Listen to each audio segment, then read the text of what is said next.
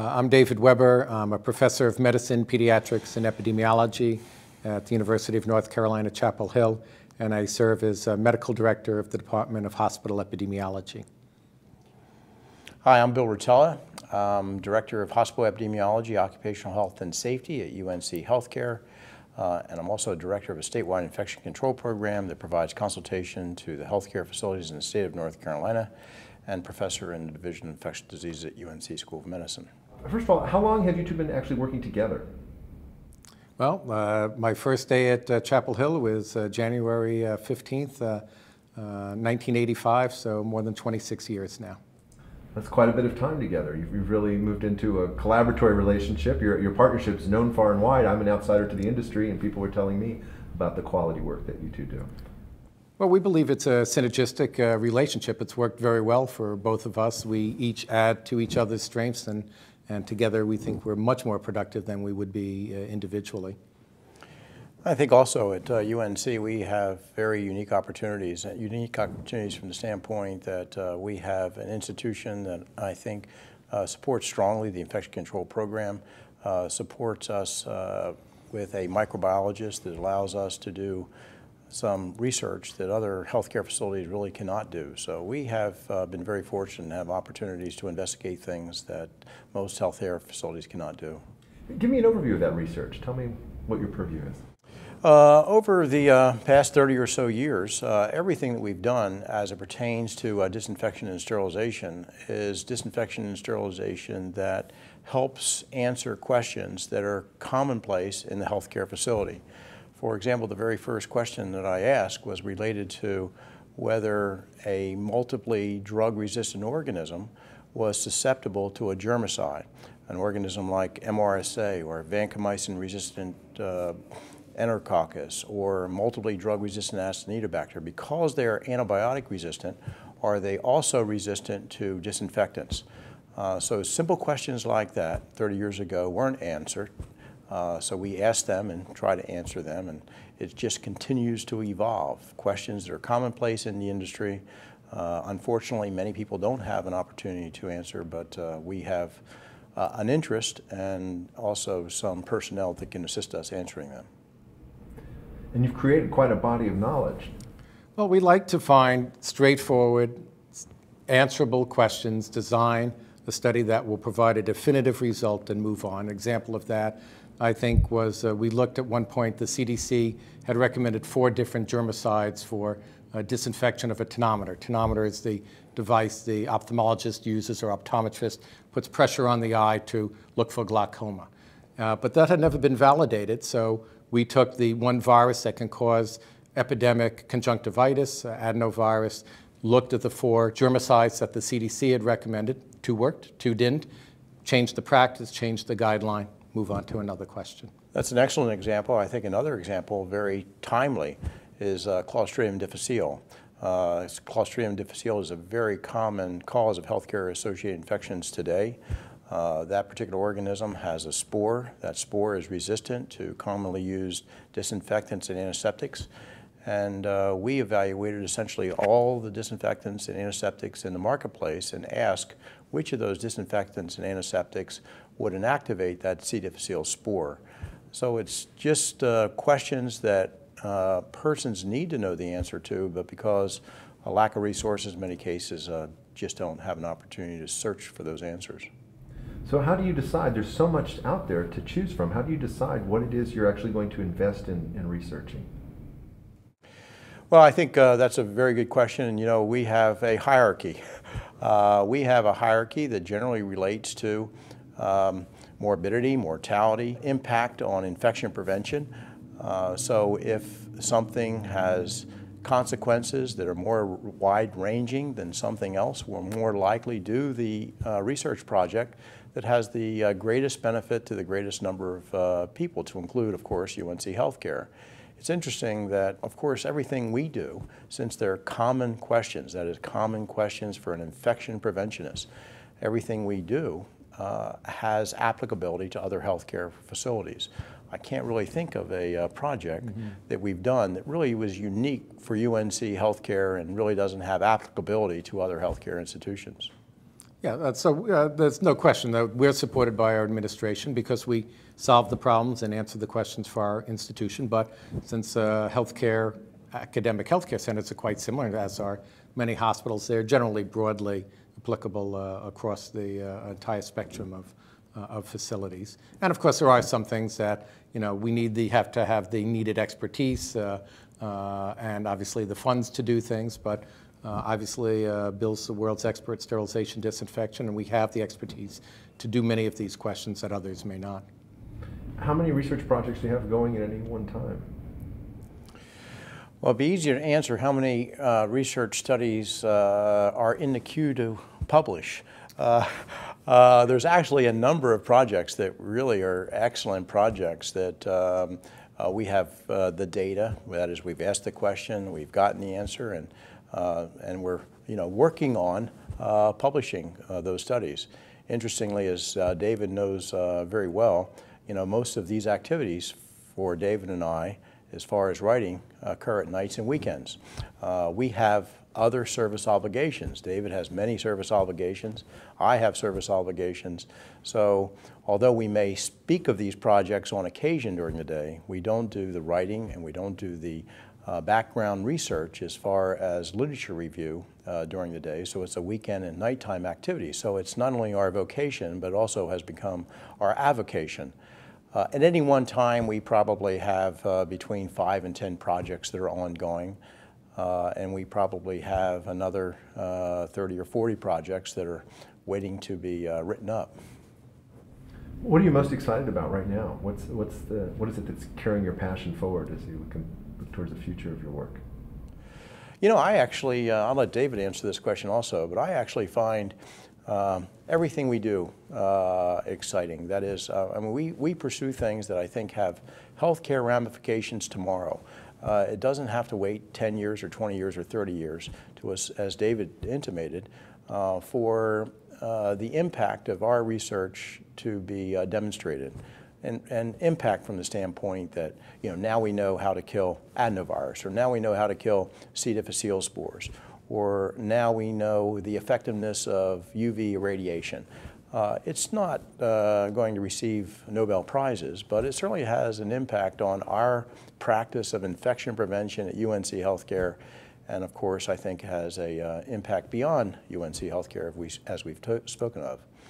As far as interest, David can speak more of this, but we have a multi-center study that we're about to initiate looking at certain technology and enhanced environmental cleaning and decontamination technology, and whether the use of this enhanced environmental disinfection technology will reduce the incidence of healthcare-associated infections. And really, that's what really motivates us. And what motivates us most is seeing that something that we've done has an impact on the incidence of infection. I mean, our research flows from the idea we believe that the decisions and policies and procedures we use in a hospital to prevent infections should be based on science. They shouldn't be based on guesswork or, well, we think it works, so it probably does, but we ought to do actual scientific studies to do it. And to the extent we can, and we don't have that knowledge on everything, we ought to have sound epidemiologic, sound scientifically based studies that answer the question. And so our goal, as Bill has said, is to prioritize things that need to be done, things that we have the expertise and resource to do, to provide the sound science to give a firm recommendation that we think hopefully is broadly applicable. And that's actually a very good point, because a lot of things sound good. That is, they have a theoretical appeal to them. But many things that have a theoretical appeal to them have proven actually not to be important in reducing the incidence of healthcare-associated infections. So you need more than just that theoretical appeal. You actually need something that seems reasonable as far as the scientific perspective is concerned, but also not only seems reasonable, but really is important in the etiology of that infection, so when it's implemented, it really does prevent a healthcare-associated infection. Can you give me an example of something that sounded good that turned out to be not worth pursuing, or and also the latter of something that had that immediate application? Well, I could give you a couple of examples. For instance, when you take water out of the tap here. There are guidelines as to how many coliforms bacteria can be there, and we have a dose response curve, and we know what your risk is for how many coliforms are there. Similarly, when they close a beach, say it's not safe to swim, that's based on sound evidence that, in this case, indicator organisms, coliforms, over a certain level cause disease. Unfortunately, we don't know the number of fungal spores in the air that put people at risk. So we know none is bad, is good, many is bad, but we don't know where in between. And so different people have come up with guidelines which are expensive and difficult to implement, saying the level should be below whatever arbitrary number, but there's no scientific validity for that. And so we, society, not just us, are limited by time and money, and we ought to spend the time of people and the money we have on the biggest bang for the buck, on doing things that we know will reduce infections, as opposed to saying we want 0 fungal spores in the air, which we don't know has any proven benefit to do that. So we need to focus on the things for which we know work, because we have a resource-limited world, both our time and money. We ought to focus on the things that work.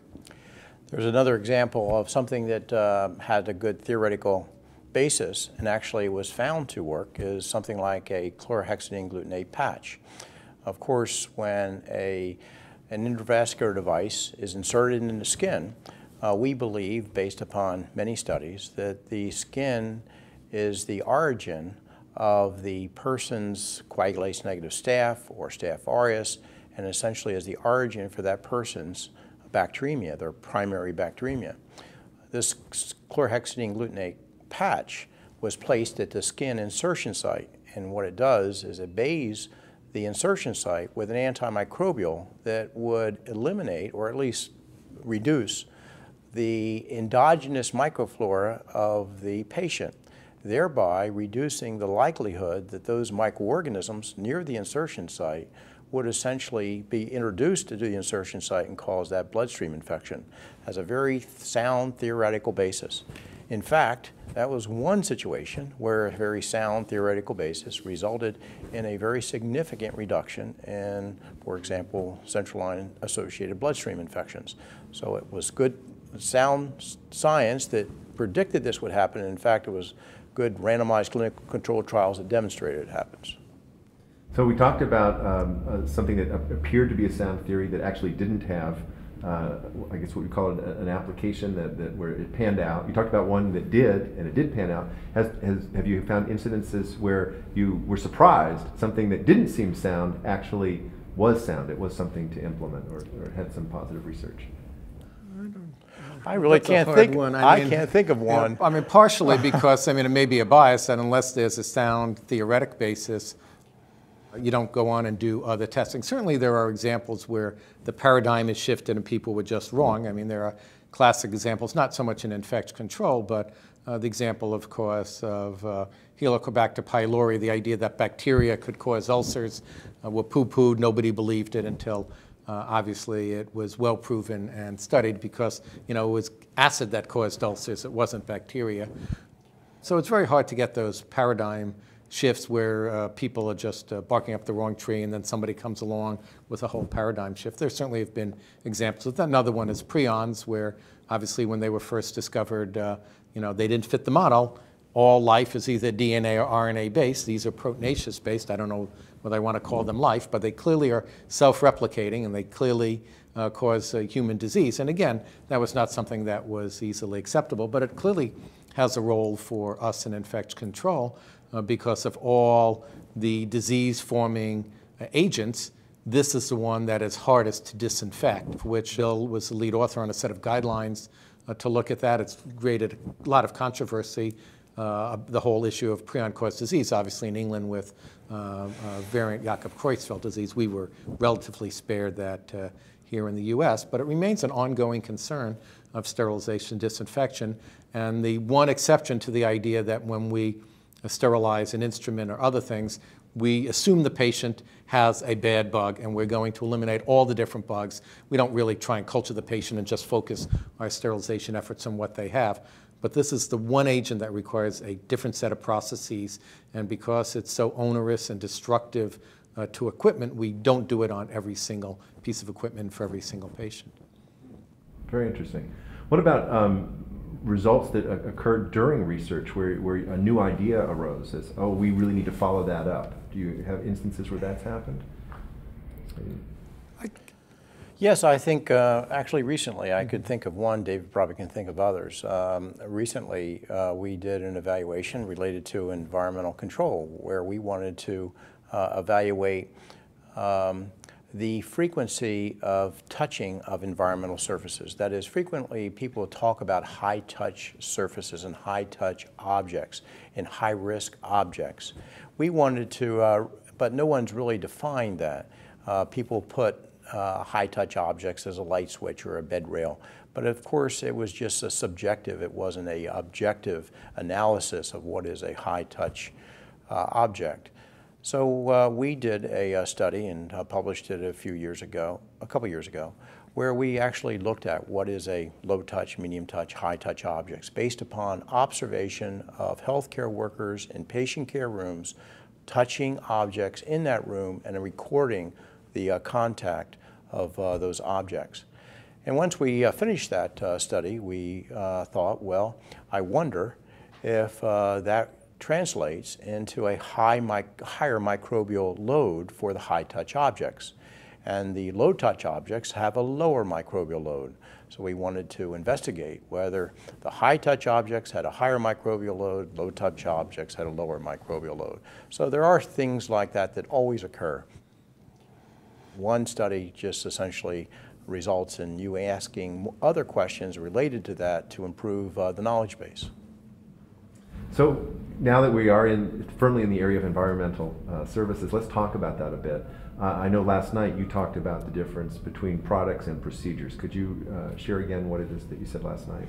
Yes, you know, we talked last night about, for me, there's two important components for surface disinfection. One important component is the product, and the other important component is the practice. The product, of course, is the disinfectant that is commonly used. The disinfectant to clean a surface, whether it's a quaternary ammonium compound or chlorine-containing compound, or another compound that is used in healthcare. The practice, of course, is how thoroughly you clean that surface. The practice that we would like is that 100% of the contaminated surfaces in a patient care room or patient room are cleaned daily, and they're cleaned at discharge so that the next patient is not exposed to those pathogens. But of course, as you know, we talked about the practice is not ideal. We have an opportunity to improve our practice, not only as it pertains to daily cleaning, but also as it pertains to terminal cleaning. So we have good products, we have good practices, but the practices are not as good as they need to be, I think, to minimize or prevent the environment from contributing to transmission of healthcare-associated pathogens that have an environmental mode of spread.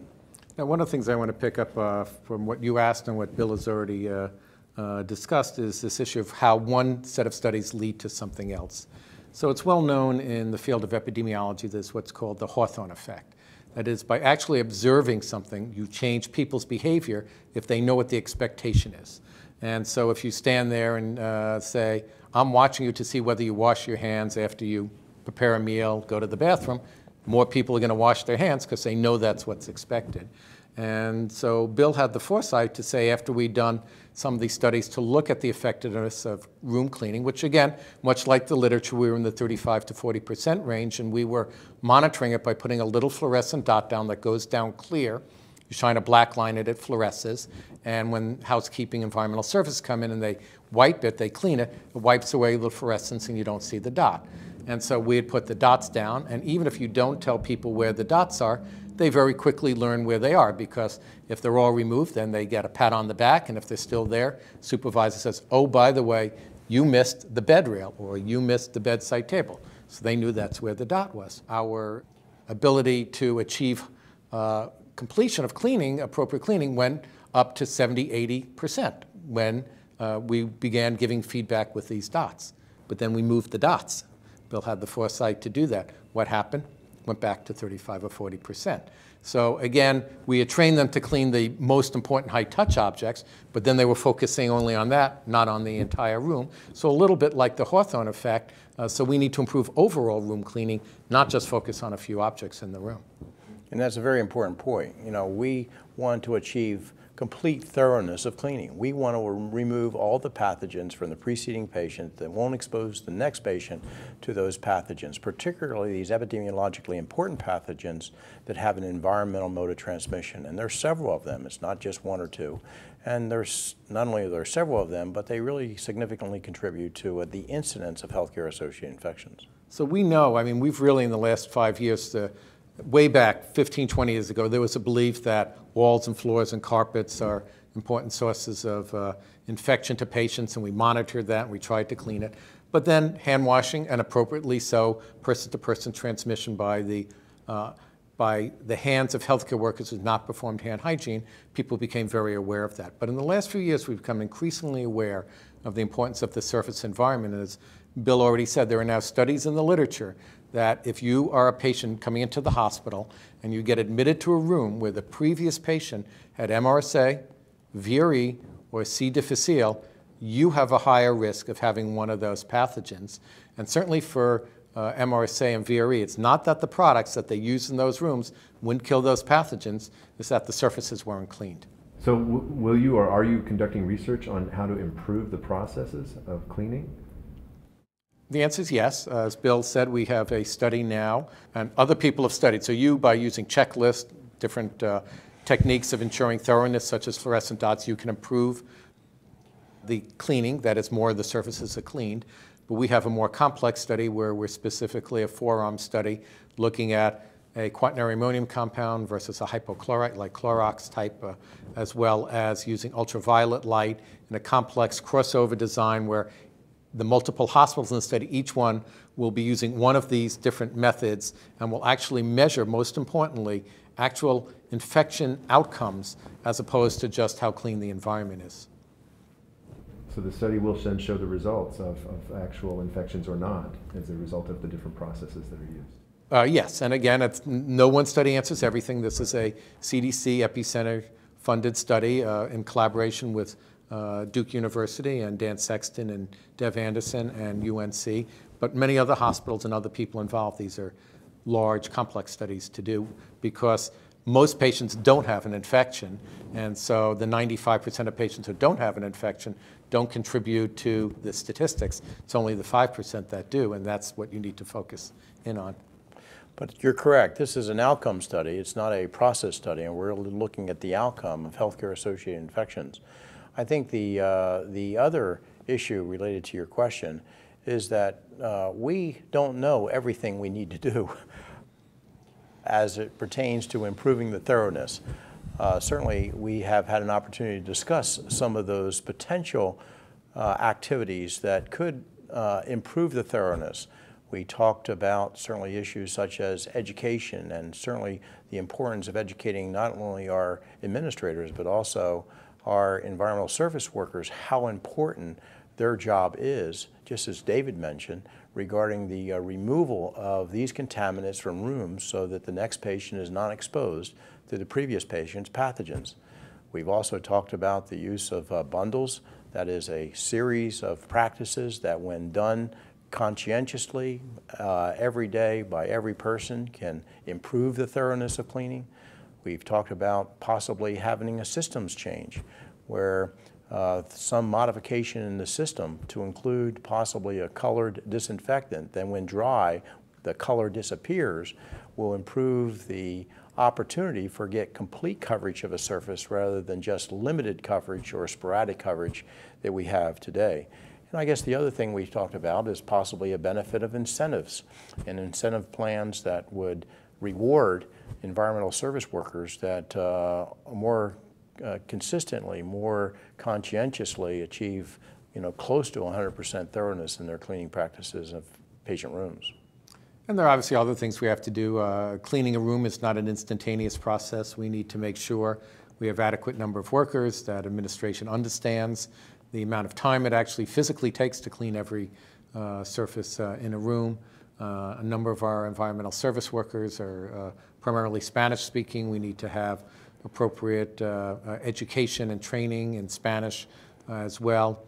We need to make sure, since although we focus on the environmental service worker, oftentimes it's nursing or somebody else who cleans the complex, very expensive equipment. There's some concern that the environmental surface workers wouldn't be able to understand the complexities and safety of the equipment. And of course, it'll differ whether it's in radiology or the operating room or the emergency room. We need to make sure that the division of responsibilities is clear between the different groups, so that every surface gets cleaned and some things are not missed because everybody thinks somebody else is going to do it. And David mentioned who cleans what, which is very important. Certainly environmental services has responsibility for cleaning some surfaces, and nursing has a responsibility, and it really varies from one area to another. So it may seem simple who cleans what, but every room has something different in it, and everything in that room has to be defined by who cleans it. Otherwise it'll go undefined and uncleaned. So as we're here to look at increased collaboration between environmental services and IP, and as you have a limited amount of time yourself, I'm wondering, what is it about this activity that is helpful to you? Why would you choose to invest your time in being part of this project? Well, there are two reasons. One, of course, is the immediate benefit to our institution. We would benefit if this group comes up with new training modules, new ways of doing things based on the literature, ways of assuring, for instance, that the rooms are cleaned in a systematic fashion. Things that we can bring back to our institution would certainly immediately benefit us. But in addition, we want to be involved because ultimately the same reason we're an academic teaching institution, by having students and by teaching classes, and through the program Bill already mentioned, the SPICE program, which has trained the infection preventionists at almost all the 100+ hospitals in North Carolina, we have a much wider impact both on our state and on health of people in the United States. And we certainly are both involved in an academic center because we want to do more than just help our institution, but have a much wider impact. And these are the type of activities that, in fact, have a much wider ability to affect the health of much larger numbers of people. And I think the other issue is that certainly, although we may think of one or two or three things that we could possibly do at UNC Healthcare to improve the thoroughness of cleaning, having 3,300, 4,000 people give their opinions on what could potentially improve the thoroughness of cleaning, improves or increases the likelihood that you'll get something of value, as David was mentioning, that could have a overall benefit in improving the thoroughness. So being part of that process helps UNC Healthcare, and hopefully helps healthcare institutions throughout the country. And I can think of two things that you bring to it, at least two, but the two that come to my mind is one is the rigor of the scientific approach, as you outlined at the very beginning of our conversation. That's a perspective that both of you bring to this. So as new ideas are generated for how we might improve collaboration, there's a sense that there's some rigor behind that approach, that it's being examined, and that we can make sure that we're doing things that actually will result in the kind of results that we hope for, or at the very least that we can study them as we do them so that we can determine if they're creating the kind of results. And the other is, because of your experience with all of the research, you bring actually that knowledge to temper whatever kinds of ideas are generated while you're present in the group. No, I think it's very important that the guidelines or recommendations we make are evidence-based. The last thing we want to do is introduce something that people see as a standard, whatever that is for the whole country, that in fact isn't evidence-based, that may either be wrong or require divert effort from things that really do work. So we even have to be more careful that what we do is the science. But I agree, one of the things I think we should, as part of this, do is also come up with a research agenda. And if you look at many of the CDC guidelines, some of the key questions they will explicitly list and say, unresolved issue, that is, we don't really know whether we should do A or B, and they'll put that right in the guideline. That serves the purpose, a couple of purposes. One is to tell people that there isn't a standard here, and two, for the people who have the ability and interest in doing research to say, this is something that really needs to be answered. It's really considered a very key component of furthering the science in this field. But interestingly, some of those questions that you get, and David knows this very well, are easy to answer, and some of them are very hard to answer. One question that we have discussed is the frequency of cleaning. When do you clean, for example, a patient room? Is once a day minimal, or can you go 3 times a week or every other day? Plus, of course, when the room is soiled or has some visible contamination. So we don't know something as basic as really the frequency of cleaning that results in really the optimal reduction of healthcare-associated infections. And actually, something that's simple is not simple to answer. The other thing, of course, is that by coming up with the questions, keep in mind we're in an academic setting. We're not out developing new products. We're not, chemists and biophysicists. But as an example of 2 products that would be very useful, and Bill has written about these. One would be a product that, as a disinfectant, you would place on a surface and it would go on pink or green, doesn't matter the color, but it would be obvious. And it would take 10 or 15 minutes for the color to disappear. So much like you can buy white paint that goes on pink and you know what part of the wall you painted, you would know where the disinfectant was, which that would improve clearly surface disinfection. Another would be a product with persistence. So even an hour, 2 hours, 5 hours after the product was applied, if there were bacteria on that surface, that somebody touched that surface, it would kill the bacteria. Both of those are easy. Bill's written about that, to say, going into the lab and developing them and commercializing them, making sure they're financially viable and that they work as said and they're safe for the environment, safe for the user, is not easy. And this is where obviously we need partnership not only in academics and in hospitals, but with companies and that can actually go out and develop new products. But again, it's easy to conceptualize, it's hard to do. Are there other stakeholders that we should consider reaching out to as part of this year-long program? Is there anything else other than the folks that we've already named or the people who were in the room last night? Well, I certainly think that the 2 major groups are the groups we've already discussed, the environmental service professionals and, of course, the infection preventionist. But I also believe there would be benefit in including administrative personnel at healthcare institutions, because they are really the ones that need to appreciate some of the science associated with the thoroughness of cleaning and some of the benefits associated with the thoroughness of cleaning, and some of the benefits associated with providing adequate resources in the form of environmental service FTEs that really allow the job to be done thoroughly once we fully understand how we can optimize the thoroughness of cleaning. Yeah, and particularly people representing nursing administration, because they're often responsible, the nurses, for cleaning the complex equipment. Would be useful to get their input as one makes the decision who cleans what. And I should say, since we've talked about this whole issue of education, there's a whole science behind education, behind behavioral change. And much as we talk about the hard sciences, does product A work better than B, and designing the ideal disinfectant, we need to reach out to the people who have expertise in educational training methods and behavioral methods so that we can design the most effective ways of interacting with our colleagues in environmental service and nursing to get them to change their behaviors and or educate them in ways of doing things differently. You shared last night also an experience that you had with the administration with a couple of slides. Could you tell that story again? I think that's worth hearing. Yes, at UNC Healthcare just this past year, our environmental service director asked for 40 FTEs. And because there were limited FTEs available this year, she was essentially given 0 FTEs. The university healthcare system was really giving FTEs more for positions that generated revenue than for positions that did not generate revenue. So she was expecting to get 0.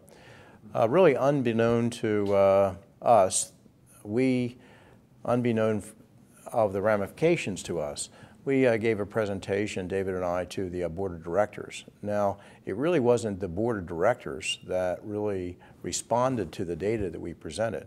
It was really the COO, and the chief nursing officer that really were appalled at some of the data that we were presenting.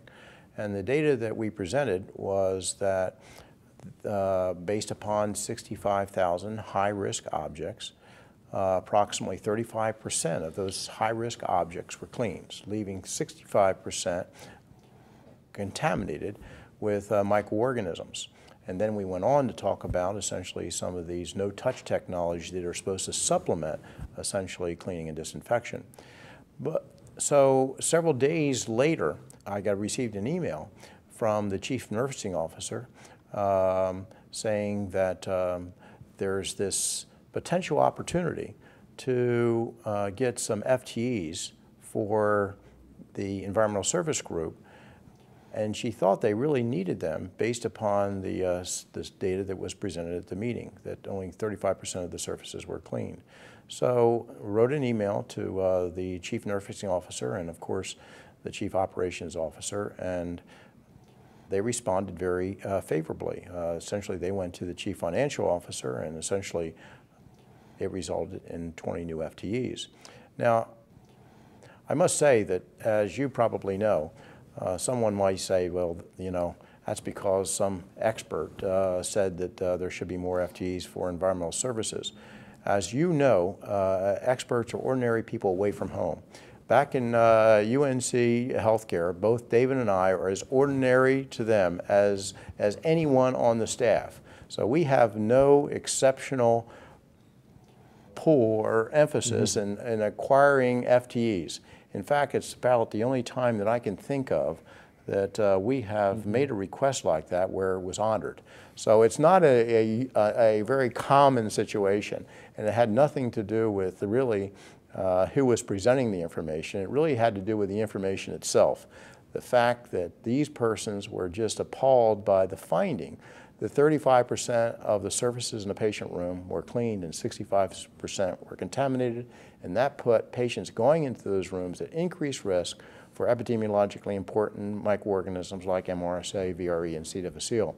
So I think it is a strong message. I think most people, certainly the public, wouldn't appreciate that, and I think they'd be appalled by that.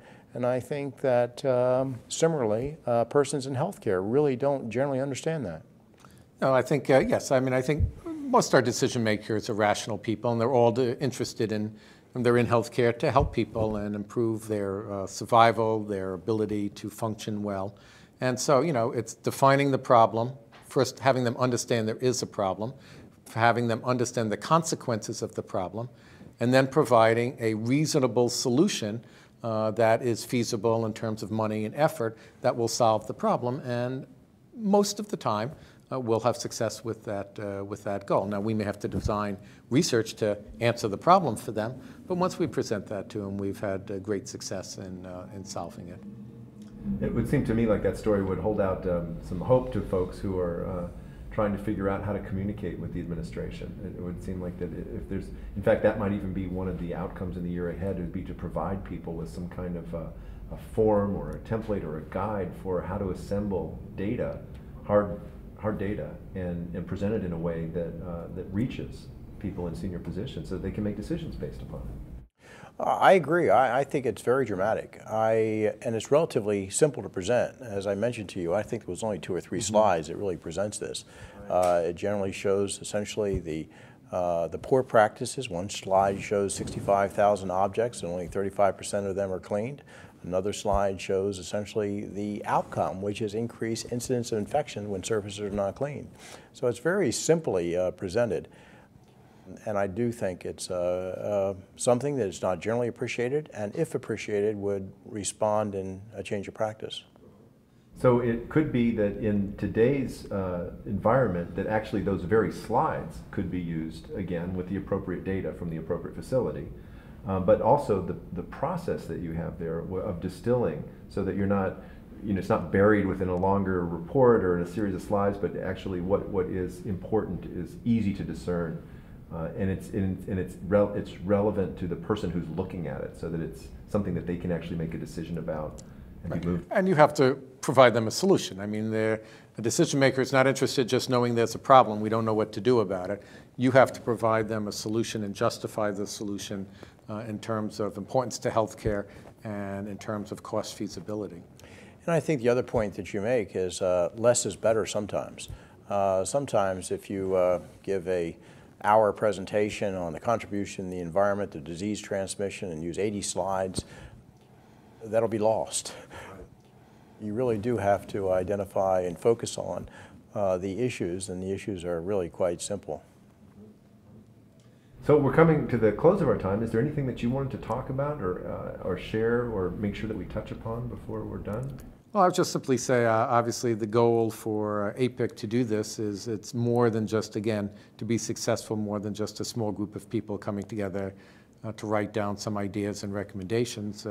I think as this process progresses, APIC is clearly looking for involvement of its entire membership and of environmental services as well, with new ideas, what's worked for them, what hasn't worked for them, new things that we can try, aid in developing the evidence and the studies that we may be unaware of there. So I think it's really important for us to get input and feedback from the entire membership. Well said.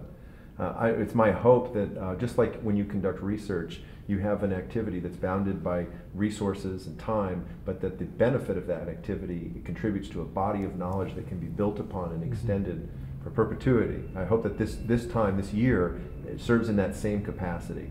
I was really appreciative that you made that point last night. Anything you'd like to add? I'm not sure I can add anything to what David said. That's great. Well, thank you very much for your time. I really appreciate it. It's time Thank you. well We spent. appreciate the time to do this. Thank you. Thank you.